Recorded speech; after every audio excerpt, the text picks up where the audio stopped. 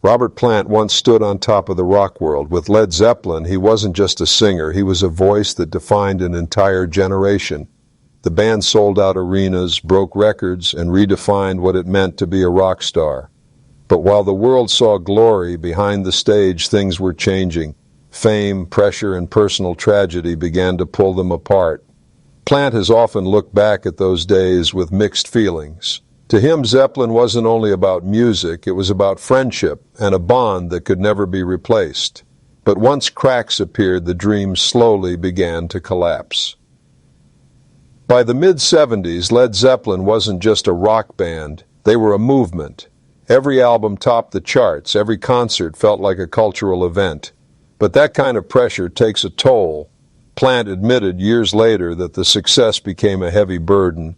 They weren't free musicians anymore. They were an unstoppable machine, expected to deliver bigger and louder each time. It stopped being fun, Plant once said, and when the joy disappears, even the mightiest band begins to weaken from within. The downfall of Led Zeppelin wasn't just about music or fame, it was also about heartbreak. In 1977, Robert Plant's young son, Karak, died suddenly of a viral infection. Plant was devastated. He questioned everything, music, fame, and even life itself. For him, Led Zeppelin no longer mattered. He even thought about leaving music altogether. While the band wanted to continue, Plant's heart was broken beyond repair. That pain still echoes in his words today when he speaks about why Zeppelin couldn't go on. If Karak's death shook Plant, the death of drummer John Bonham in 1980 completely ended Led Zeppelin. Bonham wasn't just the backbone of the band, he was Plant's closest friend inside the group. His thunderous drumming gave Zeppelin its unique sound, and without him, the band felt incomplete. Plant said, it was like losing a brother.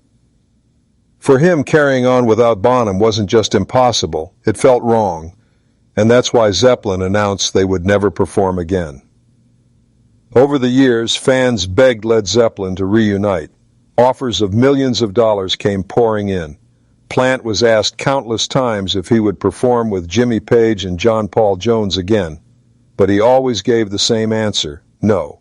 While Page and Jones sometimes seemed willing, Plant refused. To him, Zeppelin was a moment in time that couldn't be recreated. Without Bonham, it wasn't Zeppelin, and trying to bring it back would only damage the legacy they left behind. After Zeppelin, Robert Plant refused to live in the shadow of the past. While Jimmy Page often revisited Zeppelin's music, Plant chose a different road. He experimented with world music, folk, blues, and even teamed up with Alison Krauss for a Grammy-winning collaboration. He proved he didn't need Zeppelin to stay relevant. Plant said, "The past is great, but I live in the present." For him, moving forward was more important than reliving what was gone. Today, Robert Plant is firm about one thing. Led Zeppelin is gone forever.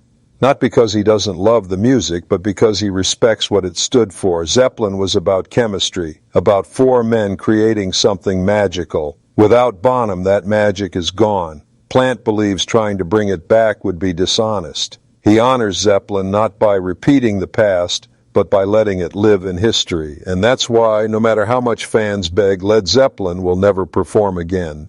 In 2007, fans finally got what they had been waiting decades for. Led Zeppelin reunited for one night at London's O2 Arena. Robert Plant, Jimmy Page, John Paul Jones, and Jason Bonham, John's son, came together to honor Atlantic Records founder Ahmet Ertegun.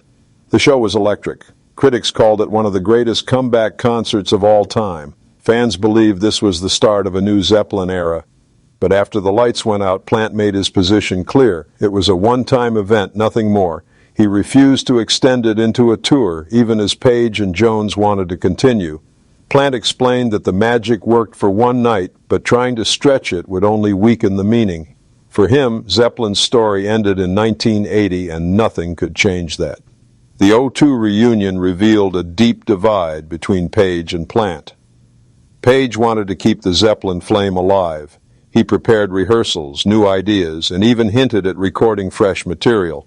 But Plant had no interest. Instead, he went back on tour with Alison Krauss, playing folk and Americana songs that had nothing to do with hard rock. This frustrated Page, who often hinted in interviews that he was ready. But Plant was holding things back. Fans began to see the tension, one man clinging to the past, the other running toward the future. This difference in vision is another reason Zeppelin will never return. Plant has said many times that the greatest gift a musician can give is knowing when to stop. He compares Zeppelin to a flame, burning bright, but not meant to last forever. For him, dragging the band into old age would cheapen everything they stood for. In interviews, he has even admitted that Zeppelin's breakup was a blessing in disguise. It allowed him to grow as a person, to heal from tragedy, and to find new musical directions. Plant believes that nostalgia can trap artists in the past, and he refuses to let it. How would that happen? His philosophy is clear. Zeppelin belongs to history, not the present. Whenever Plant is asked about another reunion, his answer carries both sadness and strength.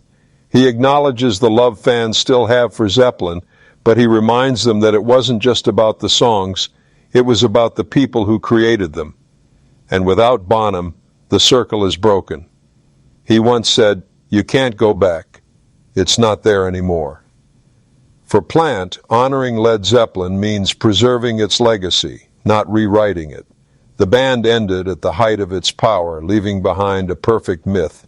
And perhaps that's the real reason fans will never see Led Zeppelin perform again, because Robert Plant refuses to let history fade into imitation. For Robert Plant, Led Zeppelin's name is more than a brand, it's a sacred memory. Every time someone suggests another reunion, he thinks about what it would mean for the legacy. Could they really match the fire, the energy, and the danger of the 1970s? Or would it feel like a weakened version, a cover of their former selves? Plant has said that Zeppelin's songs live forever on record and in memory. They don't need to be recreated on stage because the magic is already captured.